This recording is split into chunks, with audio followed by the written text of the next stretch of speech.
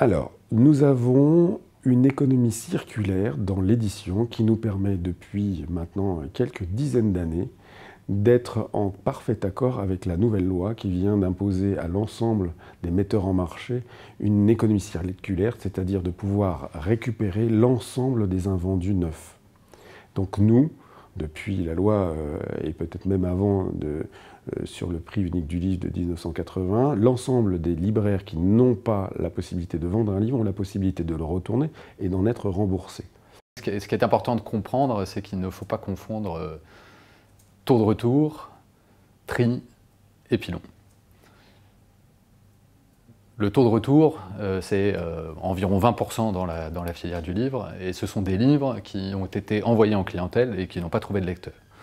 Ces livres sont repris par les distributeurs et triés un par un dans le cadre d'une filière industrielle. Et pour une bonne partie d'entre eux, près de 50% de ces 20%, ils retournent en flux allé pour retrouver le circuit du livre et potentiellement un lecteur.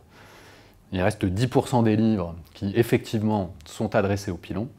Et ce qui est important de comprendre sur le pilon, c'est qu'il s'agit d'un recyclage géré par une filière durable, professionnelle, et que le livre, en aucun cas, n'est un déchet. Il est recyclé et transformé pour refaire de la matière. Et donc, en ce sens, l'industrie du livre est une industrie circulaire.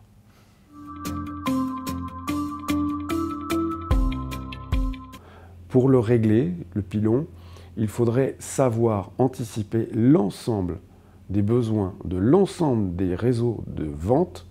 Donc vous imaginez, donc on est je crois à 6 ou 7 000 libraires, vous imaginez le nombre d'informations qu'il faudrait recueillir et derrière pouvoir livrer dans un délai très très court. Alors limiter le pilon, c'est une bonne question. Ce qu'il faut avoir en tête, c'est qu'il y a une vraie prise de conscience des éditeurs depuis déjà quelques années. Et ça se voit dans les chiffres, dans la mesure où le taux de pilon est stable, voire même en légère réduction sur ces dernières années. Il y a deux leviers qui ont été actionnés de manière très concrète et qui sont complémentaires. Le premier levier, c'est d'adapter les tirages le plus possible aux besoins. Donc ça, c'est essentiellement des innovations technologiques qui ont été activées, comme l'impression à la demande ou l'impression court tirage.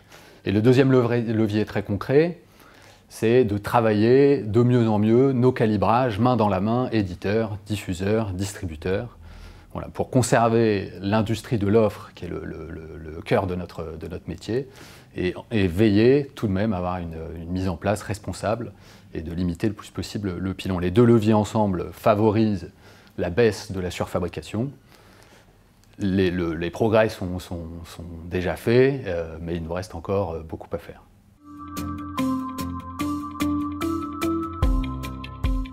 Dire que l'édition ne donne pas des livres, c'est pas la bonne question. Les éditeurs font des dons. Quand il y a un public qui n'a pas les moyens ou pas accès aux livres, les éditeurs sont là pour aider ce public à accéder aux livres, à la lecture. C'est essentiel.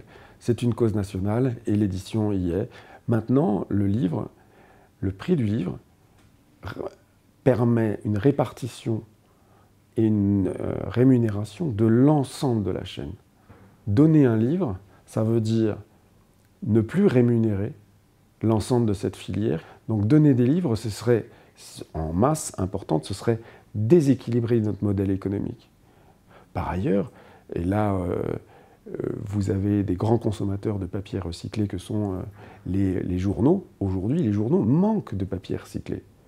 Donc il y a besoin d'un recyclage derrière. Donc, l'alimentation, vous voyez que c'était un équilibre qui va bien au-delà de simplement l'équilibre de l'édition. L'édition fait partie d'un ensemble qui se tient. Et donc notre papier sert aussi derrière, malheureusement ou heureusement, ça dépendra des points de vue, à faire du papier recyclé pour d'autres usages.